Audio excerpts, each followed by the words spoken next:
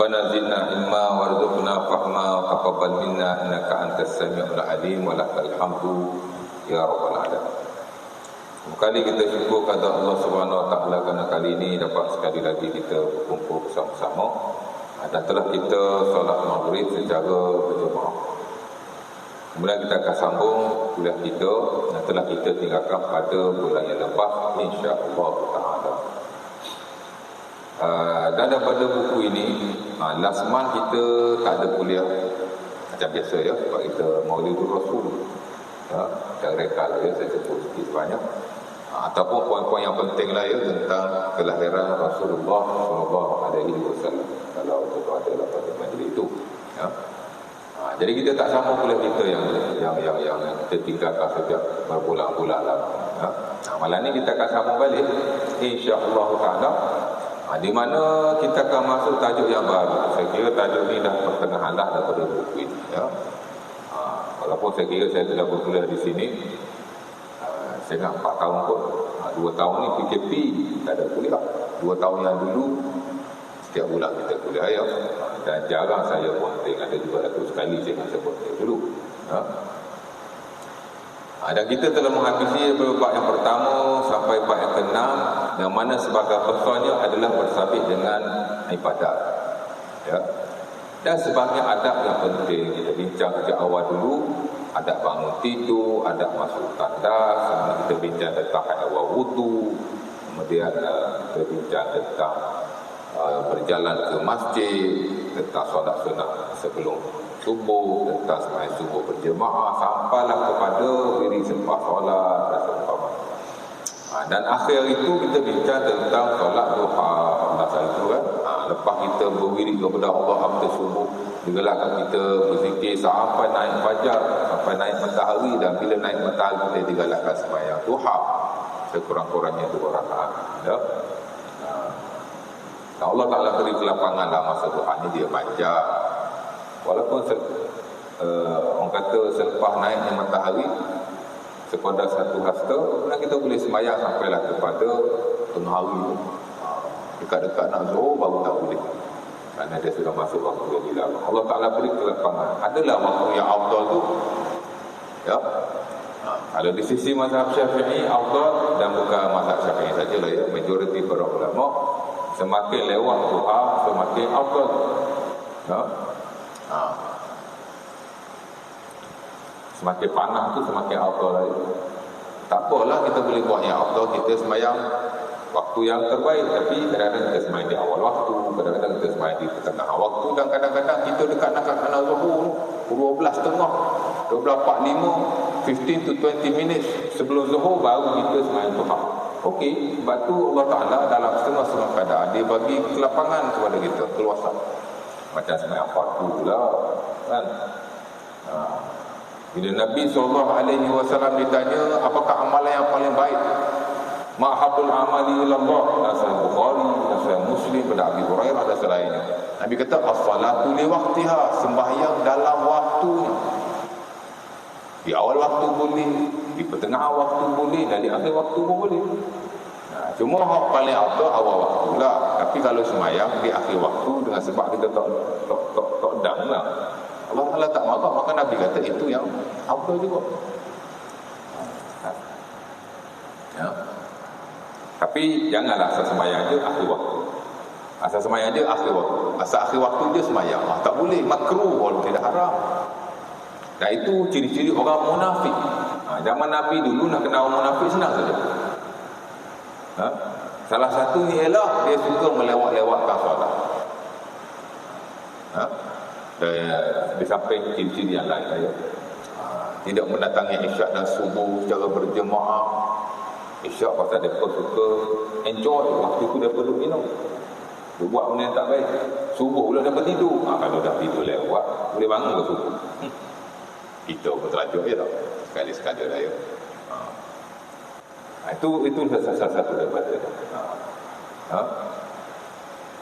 hal lain lagi, banyak lagi lah ya. Dan tak mendatangi sembahyang berjamaah itu sendiri adalah munafik.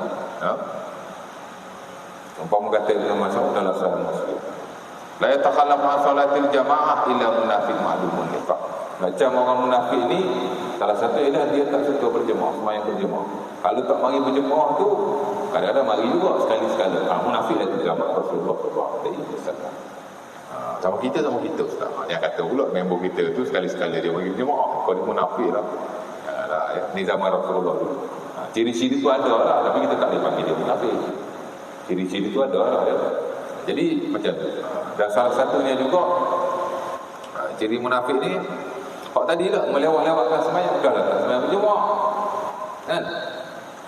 Tilka salatul munafik yajlisu yaqubu syams hatta idza kana baina qarnay syaitan faqama wa naqraha arba'an wala yasquruha illa qalila.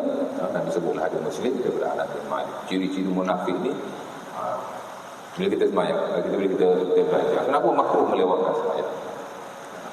Antara ini ialah kerana orang munafik memang dia melewat-lewatkan sembahyang, especially sembahyang asar. Nabi kata dia tunggu sampai matahari nak tenggelam. Bila matahari dah dekat nak tenggelam, baru dia bangun sembahyang dan dia sembahyang cepat-cepat.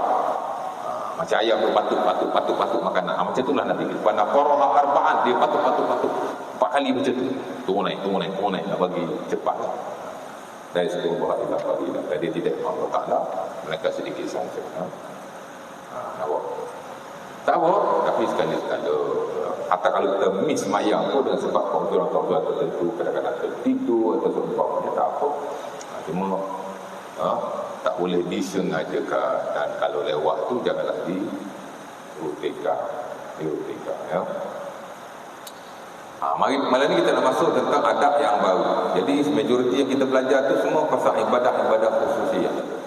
Pasal manusia ni tuan-tuan, dia tak boleh lari daripada ibadah khususiyah semua ini ya. Sebab tu Allah Taala perbanyakkan ibadah khususiyah. Sembahyang ada yang fardu, ada yang tidak fardu. Kalau fardu kita kena buat lah ya. Kalau tak fardu terpulang. Yang rajin dia buat banyak, yang tak rajin dia buat sikit. Kamu buat sikit dapat sikit lah. Hak buat banyak dapat banyak. Tapi tidak dicegah oleh syarak sama sekali. Sebab itu ada orang tanya Rasulullah SAW, dan Sahih Bukhari daripada Talha bin Ubaidillah. Dia tanya Rasulullah, mana sembahyang yang aku guna sembahyang? Mana sembahyang aku guna sembahyang? Sa'ala Rasulullah anis salat. Faqala Nabi 5 salawatin fil yawmi layla. Faqala hal alayya ghayruha? La ilaha illallah. Dia tanya Nabi, sembahyang, hak mana aku guna sembahyang? Hak mana aku guna sembahyang? Hak wajib lah maksudnya. Nabi kata 5 waktu sehari semalam. Zuhur, Asar, Maghrib, Aisyah, subuh. 5 lagi kata. 5 salawatin fil yaumi wal lailah. 5 waktu sehari semalam. Nabi kata dia pun tanya lagi, hal alayya ghairuha? Ada lagi tak hak wajib hak aku kena buat? La, Nabi kata tak ada dah. Illa an tatawwa. Melainkan kalau kamu volunteer, kamu sukarela. Kan? Sebab tu Allah Taala buat hak sunat lebih banyak daripada hak wajib. Wajib 5 waktu saja. Bilangan rakaatnya hanya 17. Tapi sembahyang sunat ada puluhan. Cuba hitung satu-satu sembahyang sunat kita ada. Kalau bilangan rakaat puluh-puluh lah. Jenis sembahyang tu sendiri sudah banyak. Jenis sembahyang tu sendiri. Ada macam-macam sunat. Ada yang muakkad, ada yang tidak muakkad, ada yang mutlak, ada yang muqayyad. Itu cara am. Jadi banyak. Pasal apa? Pasal Allah Taala nak beri kebebasan. Mu rajin, mu dapat lebih. Hak malah buat sikit, dia dapat sikit. Terpulang lah ya. Tapi hak wajib tak boleh ditinggalkan ya. Baik. Baik ketujuh ya, baik kita pada malam ini masuk tentang hak awal selain ibadah pula. Ataupun juga disebut oleh para ulama ibadah, tapi ibadah yang tidak mahdhah. English term kita panggil in absolute worshipping. Ibadah, tapi dia ibadah yang tidak mahdhah. Al-ibadatu ghairul mahdhah. Pasal ulama kita, our scholars, dia membahagikan ibadah ni kepada dua. Satu, ibadah khususiyah. Sembahyang, puasa, zakat, haji, zikir, doa, baca Quran dan seumpama. Ini dipanggil ibadah mahdhah. Ibadah khususiyah. Dalam bahasa Inggerisnya kita panggil absolute worshipping. Memang ibadah. Pensyariatan dia tu memang ibadah. Atau lebih jelas lagi, ia merujuk kepada ibadah-ibadah yang ada waktunya, ada tempatnya. Maybe haji ada tempatnya, boleh buat haji selain daripada Makkahul Mukarramah. Ada haji ke Iraq sana kan, katanya ada tempat dia buat haji ya. Ataupun kita nak tawaf selain daripada Baitullahil Haram. Oh, masjid kita ni besar, kalau kita tawaf syok juga tawaf. Boleh? Ya. Saya bukan tawaf haji, saya tawaf saja je nak naikkan nama masjid ni. Boleh tak? Kalau nak keliling masjid kerana nak buat program kebersihan, tak apalah. Kalau nak tawaf macam ibadah tak boleh. Ada tempatnya, nak tawaf, pergi Mekah sana. Ya? Ada tata caranya yang kadang-kadang lebih detail. Ada syarat sahnya, ada rukunnya, ada perkara-perkara yang makruh, sunat atau sumpah. Ini dipanggil ibadah yang makruh ya. Betul-betul ibadah. Pensyaraatannya tu memang ibadah. Satu lagi dipanggil ibadah yang tidak mahdhur. Hak tadi banyak dah, hak ni lebih banyak lagi. Ibadah yang tidak mahdhur ialah sesuatu perbuatan yang asalnya bukan ibadah.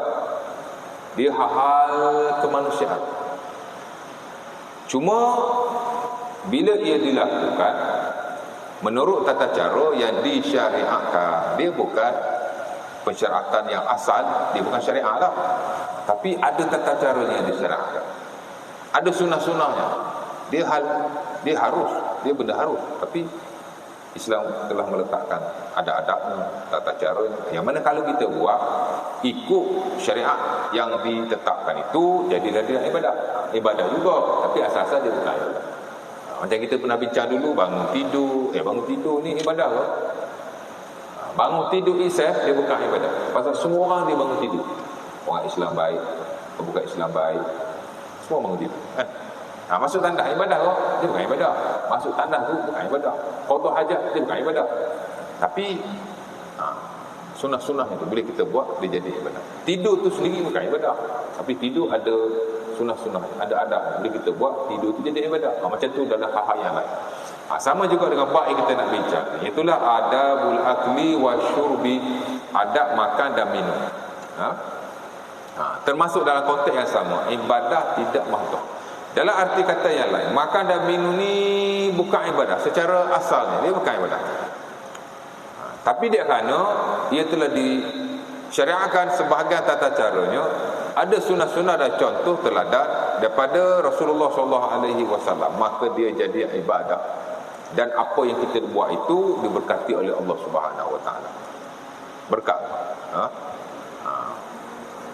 Dan pada zahirnya tak ada beza antara orang yang buat ikut syariat dan orang yang tak buat ikut, orang yang buat ikut tidak ikut syariat. Tak ada beza kadang-kadang tu. Kan? Contoh paling senang. Kita nak pergi ke Kuala Lumpur, nak naik kereta. Bawa kereta tu benda harus, bukan ibadah. Kita baca doa. Sampai tak Kuala Lumpur? Sampai.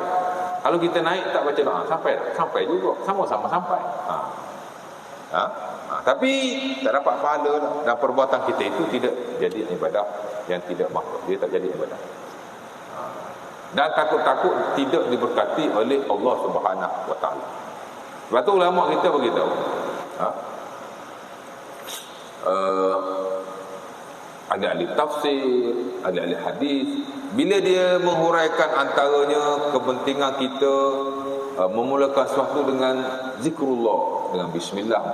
Nabi kan banyak bismillah kan, pakai baju bismillah, masuk tanda bismillah, nak naik kenderaan bismillah, hal-hal seumpama itu. Dia kata kalau kita tak baca bismillah tak ada masalah, benda tu berlaku dan sempurna.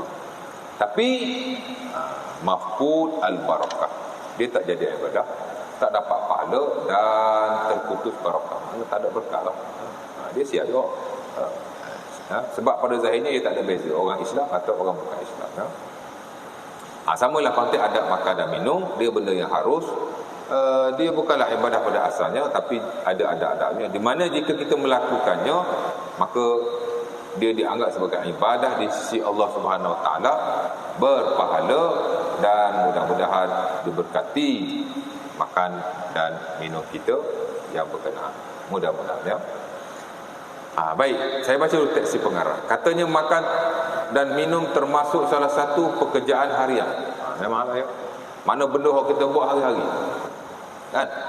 Hari-hari kita makan, hari kita makan, hari kita makan. Minum pun sama. Tak mungkin manusia boleh hidup tanpa minum. Makan of course lah ya. Cuma beza makan dan minum ni, kita lebih memerlukan minum berbanding makan sebenarnya.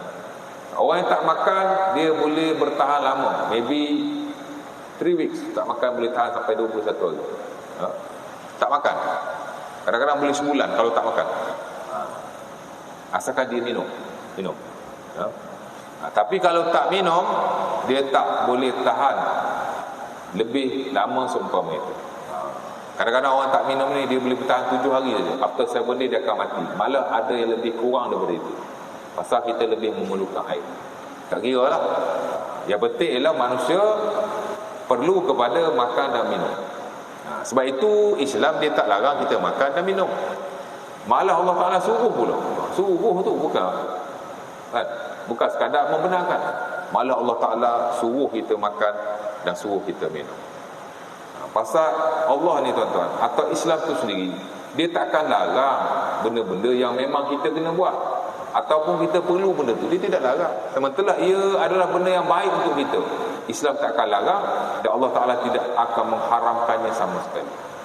Kalau Allah Ta'ala larang dan Islam tidak benarkan, ialah benda yang akan memudaratkan kita. Hal tu yang Islam larang dan Allah Ta'ala tidak suka.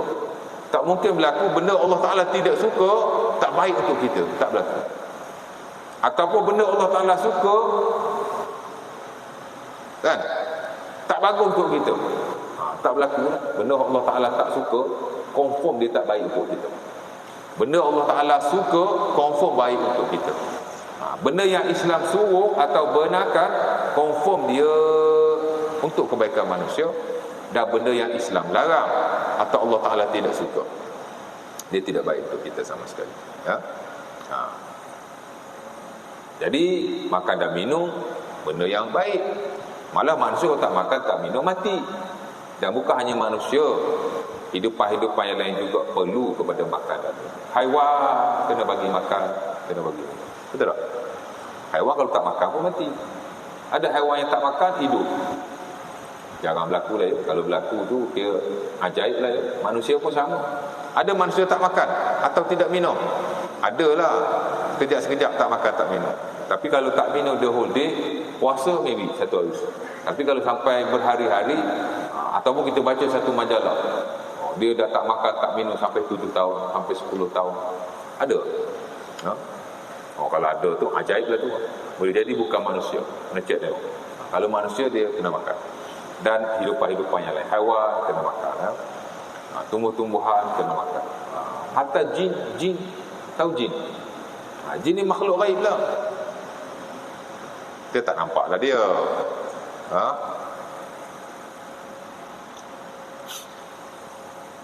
Tapi dia ada bersama kita.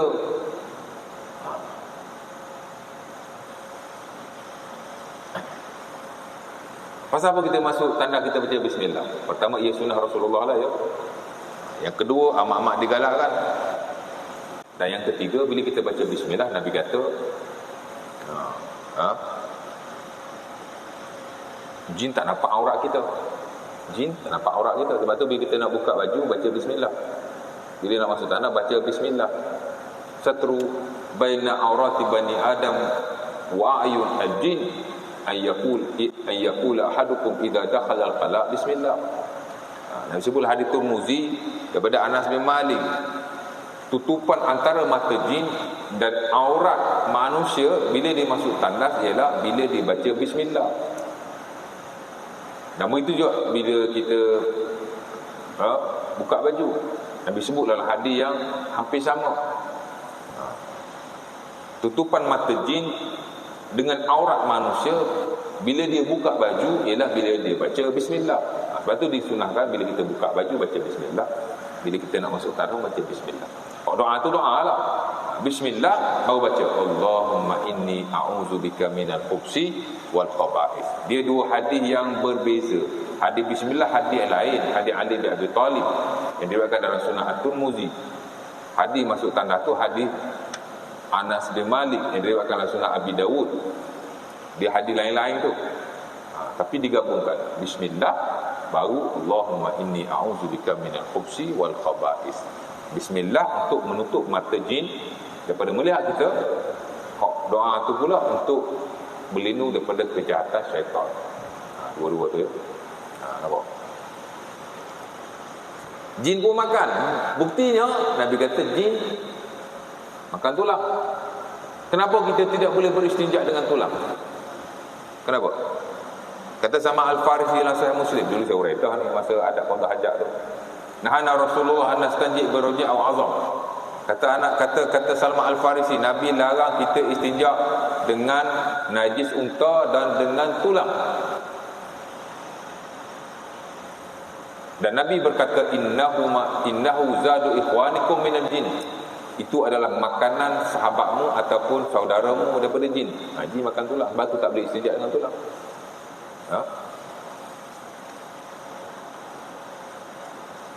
Bukan saja istinja dengan tulang tak boleh, nak sembelih haiwan dengan tulang pun tak boleh. Haiwan kita boleh sembelih dengan apa saja, dengan besi.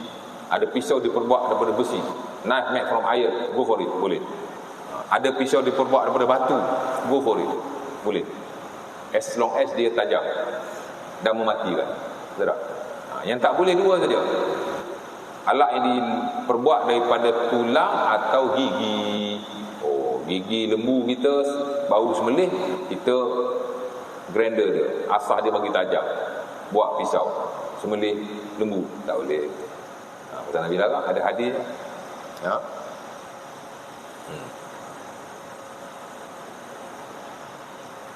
Begitu juga dengan tulang. Tulang kita tak asah bagi tajam, buat sembelih haiwan. Tak boleh, dilarang. Ya. Adapun selain itu boleh. Pasal jin, itu makanan dia. Apa lagi yang jin makan, Ustaz? Saya tak tahulah ya. Pak Nabi sebut jin makan tulang satu. Hak lain itu tak tahu. Kalau ada hadisnya, okey. Kalau tak ada, tak tahu. Pasal jin ni makhluk ghaib. Kita nak tahu hal ghaib mesti bersandarkan kepada wahyu. Lagi satu tak penting pun, tak perlu tahu pun dia nak makan apa, kan? Tapi tulang kita kena tahu, sebab orang Arab dulu dia istinja dengan tulang dan Nabi larang. Ada kepentingan syarak di situ. Ya. Syaitan makan tak syaitan? Makan. Nampak? Jadi makhluk-makhluk baik seumpama ini pun makan. Walaupun kita ada ilmu yang terbatas tentang mereka, kerana benda baik. Ada benda kita perlu tahu, ada benda kita tak perlu tahu. Syaitan pun makan. Sebab itu Nabi suruh kita makan dengan tangan kanan, minum dengan tangan kanan, jangan makan dengan tangan kiri. Idza akala ahadukum falyakul bi yaminihi wa idza syariba falyashrab bi yaminihi. Nabi sebutlah hadis Muslim daripada Abi Hurairah, jika kamu makan dengan tangan kananmu, jika kamu minum dengan tangan kananmu, fa inna syaitan ya'kulu bi shimalihi wa yashrab bi shimalihi. Karena syaitan dia makan dengan tangan kirinya dan dia minum dengan tangan kirinya. Syaitan pun makan minum juga ya. Nabi kata begitu. Iyalah. Saya tak tahulah apa yang dia makan. Kan? Tapi apa yang kita makan, dia makan sama-sama kita kalau kita tak baca bismillah. Dalam hadis yang lain,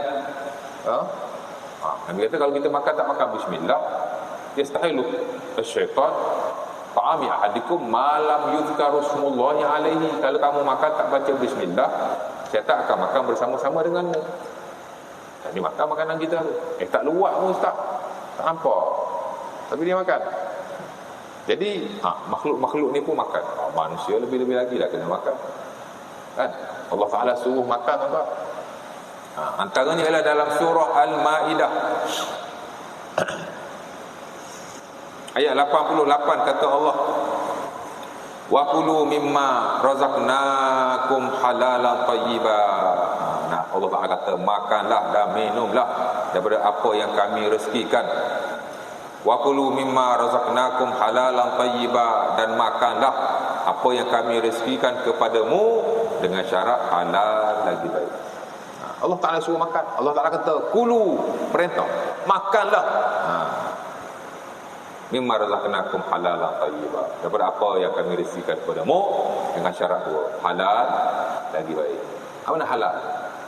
Halal ni maksudnya apa yang kita makan itu mesti daripada sumber yang halal. Rezeki yang elok, yang kita cari sendiri.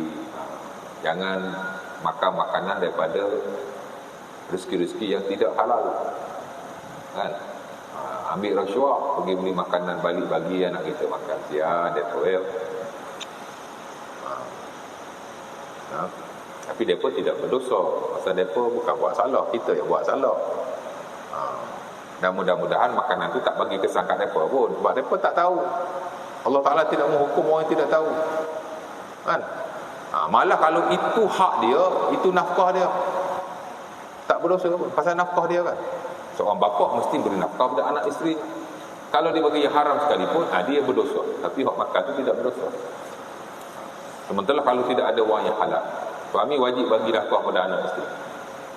Dia ada RM10, hak haram ni je dia ada. Di mana kalau dia tak bagi, dia pun tak boleh nak makan dan minum atau seumpama. Dia kena bagi juga. Tapi dia berdosa. Mereka tu tak berdosa. Kan? Hatta kalau isteri ambil daripada harta suami ataupun nafkah yang diberikan kepada suami, dia tahu itu nafkah yang haram dan tidak ada lagi nafkah yang halal. Kalau ada yang halal, Nabi halal lah. Tapi hak halal tak ada hak haram. Sebagai fuqara berkeharusan. Pasal itu nafkah dia. Macam kita pergi beli makanan di kedai lah, kita beli dengan makanan duit yang haram. Macam itu boleh ambil duit? Boleh, dia jual nasi. Sementara dia tak tahu lah duit itu haram. Kalau kita bagi tahu sekali pun, makcik saya nak beli nasi lemak yang RM1. Makcik, duit ni saya curi tadi ni. Tak nak beli dah, tak nak jual. Pasal duit kau curi-curi. Tak apa, jual. Pasal kita ambil duit itu dah jadi halal bagi pihak kita. Yang haram tu nasi lemak tu, dah tukar. Dia beli, dia pakai duit yang haram, ambil nasi lemak. Duit tu pergi kat makcik tu. Duit tu pergi kat makcik tu dah jadi halal. Nasi lemak kita ambil tu dah jadi haram. Dah tukar dari situ. Konsep muamalahnya begitu. Ya. Jadi samalah hak awal nafkah tadi. Ya. Yang dia bagi nafkah ke anak bini itu halal. Pasal itu hak mereka. Tapi bagi pihak diri dia berdosa. Pasal dia mencari sumber yang haram. Ya.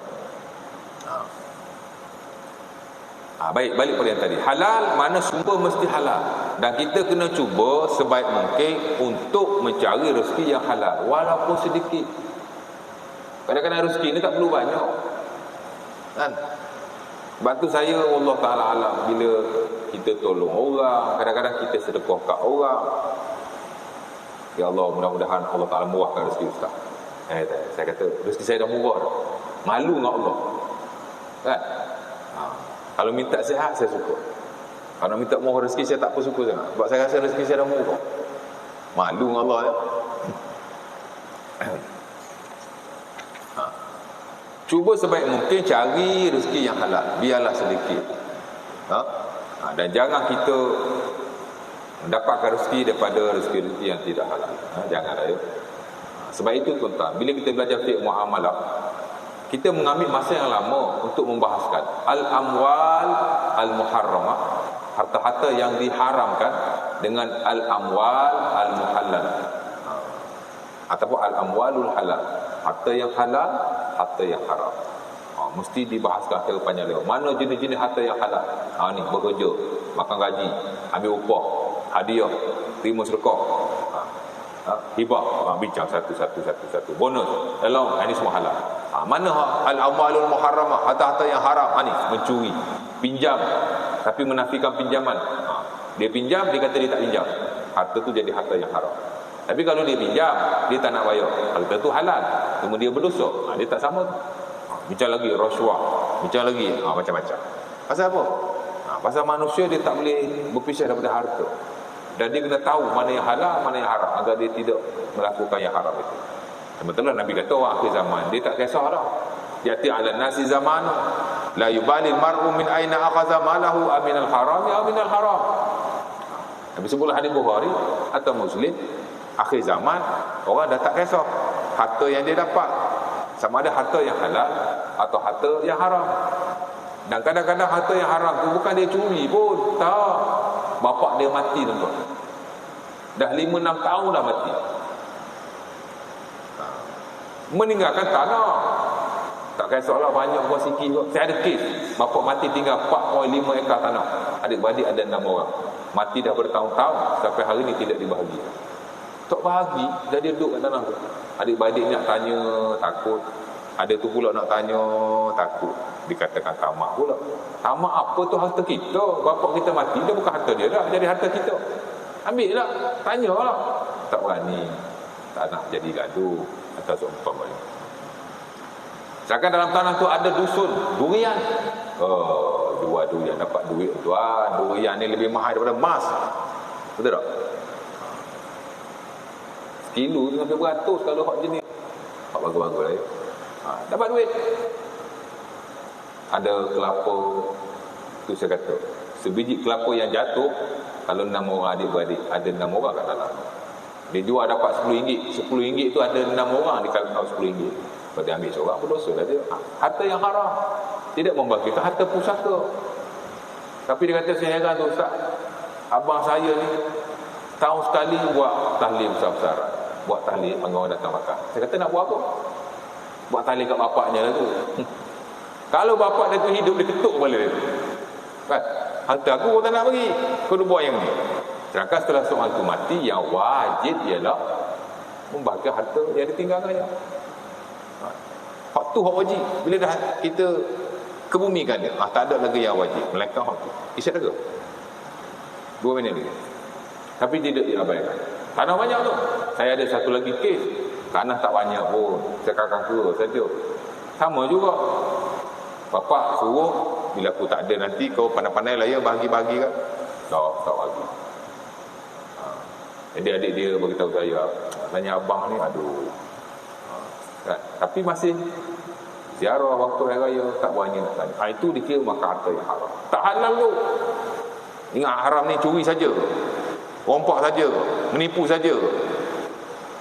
Harta pusaka kita makan seorang-seorang. Haram.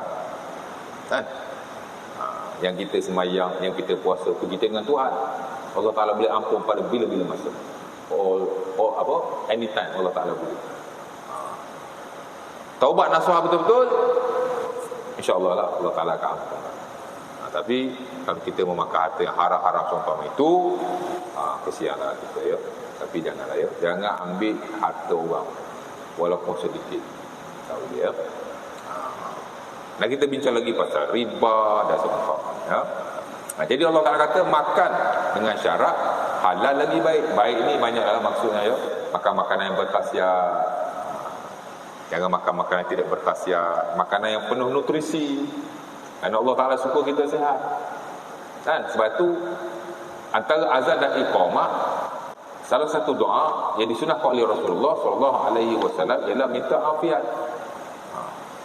Nabi sebutlah hadis Tirmizi, antara azan dan iqamah doa mustajab. Sahabat tanya, apa yang kami nak baca wahai Rasulullah? Nabi kata, mintalah keafiatan daripada Allah Subhanahu wa taala. Sebab itu bila kita baca Allahumma rabb hadhihi da'wati tammati was salatil qa'imah ati Muhammadin wasilata wal fadilah wa ba'as maqama mahmudan allazi wa'adta. Sebelum tu selawat dulu ya. Allahumma salli ala Muhammad. Allahumma rabb hadhihi da'wati tammati was salatil qa'imah sampai habis. Allahumma inni as'aluka al-afiyah fid dunya wal akhirah. Complete package. Selawat pada Nabi, doa syafaat itu, Allahumma rabb hadhihi da'wati tammah, itu dipanggil doa syafaat. Pasal bila kita baca doa tu, Nabi jamin bagi syafaat. Kemudian yang ketiga, minta afiat. Sallallahu al-afiyah fid dunya wal akhirah. Kata minta afiat dunia akhirat. Allahumma inni as'aluka al-afiyah fid dunya wal akhirah. Kalau tahu bahasa Arab. Kalau tak tahu, ya Allah, beri aku keafiatan di dunia dan di akhirat. Allah Ta'ala dan Rasulullah SAW mensunahkan kita minta kesihatan. Tapi minta-minta juga, kita kena ikhtiar lah. Allah Ta'ala dah beri, tunjuk ajar dalam Quran, makan makanan yang baik. Jangan makan makanan yang ada kandungan-kandungan yang tidak baik atau seumpama. Jadi kita perlu tahu. Ada lagi ayat yang lain, Allah Ta'ala suruh kita makan, wa kulu washrabu wa la tusrifu innahu la yuhibbul musrifin. Makanlah kamu, minumlah kamu, Allah Ta'ala suruh tu. Tapi jangan berlebih-lebihan. Allah Ta'ala tak suka orang yang berlebih-lebihan. Allah Ta'ala suruh kita makan, suruh kita minum, tapi jangan berlebih-lebihan. Makan nasi sampai 3 pinggan, contoh. Sampai nak melapar pun tak boleh. Janganlah, makan sikit-sikit saja ya. Portion tu jangan berlebih-lebihan. Ya. Minum pun sama. Hatta bila Rasulullah SAW ajar sahabat macam mana nak makan, Nabi kata bagi 3. Satu bahagian untuk pernafasan, ya? Satu bahagian untuk air, satu bahagian untuk makanan. Dan bila kita pergi ke kursus-kursus pemakanan, memang mereka kata makan secara berlebihan amat-amat memudaratkan badan. Betul. Biar kerap makan, tapi jangan makan kurang tapi banyak. Makan kerap tak apa, tapi jangan makan jarang tapi portion dia berlebihan. Itu tak bagus. Dan telah diisyaratkan oleh Allah Taala, wala tusrifu innahu la yuhibbul musrifin. Jangan berlebih-lebihan. Allah Taala tak suka berlebih-lebihan. Pasal apa Allah Taala tak suka? Ia memudaratkan manusia itu sendiri. Itu pasal Allah Taala tak suka. Kan? Dan mungkin lagi ada adab yang lain. Apa? Ayat-ayat yang lain. Kalau Allah Taala suruh tapi Allah Taala tak beritahu. Kalau boleh atau boleh secara reka. Nabi pun sama. Nabi suruh makan. Nabi kata kulu washrabu walbasu min ghairi sarafin wala makhila. Hadis Al-Hakim daripada Ibn Abbas. Nabi kata makanlah kamu, makan. Minumlah kamu, minum. Tapi 2 Nabi kata. Sarafun makhila. Jangan berlebih-lebihan atau melampau. Yang kedua makhila, menunjuk-nunjuk. Tunjuk okeylah, tapi menunjuk-nunjuk.